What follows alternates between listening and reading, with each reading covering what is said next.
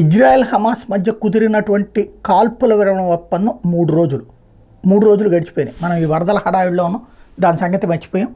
ఆ పనులకి వాటి మీద తక్కువ ప్రయారిటీ ఇచ్చాం. ఈలోపు ఇక్కడ విషయం అయిపోయింది. 3 రోజులు పూర్తి అయిపోయింది. 3 రోజులు పూర్తయ్యాక సాధారణంగా ఎక్స్టెండ్ చేసుకుంటూ వెళ్తారని అందరూ భావించారు. ఎందుకంటే అమెరికా, యూరోప్ దేశాలు కలిసి వెనకుండి నడిపించినాయి కాబట్టి, ఇటు అరబ్ దేశాలు, ఖతార్ లాంటి వాళ్ళు మధ్యలో కలిపి నడిపించారు కాబట్టి ఇక కాల్పుల విరమణ జరిగిపోయినట్టే అనుకున్నాడు. అక్కడ ఇజ్రాయెల్ చాలా క్లియర్గా చెప్తూ వచ్చింది బందీల విడుదల అని. బందీల విడుదల చేయట్లేదు హమాస్.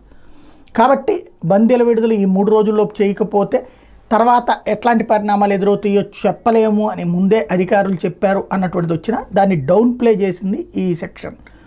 ఇప్పుడు దాని ఇంపాక్ట్ కనిపించింది. ఒక్కసారిగా ఈ తెల్లవారుజామున విరుచుకుపడ్డటువంటి ఇజ్రాయెల్ గాజా ఏదైతే ప్రధాన కేంద్రం ఉందో హమాస్కి, ఆ గాజా మీద దాడులు చేసింది. 40 మంది ప్రాణాలు కోల్పోయారు, 60 మంది తీవ్రంగా గాయపడ్డారు. వాళ్ళు సాధారణ ప్రజలని హమాస్ చెప్తుంది, వాళ్ళు తీవ్రవాదులని ఇజ్రాయెల్ చెప్తుంది.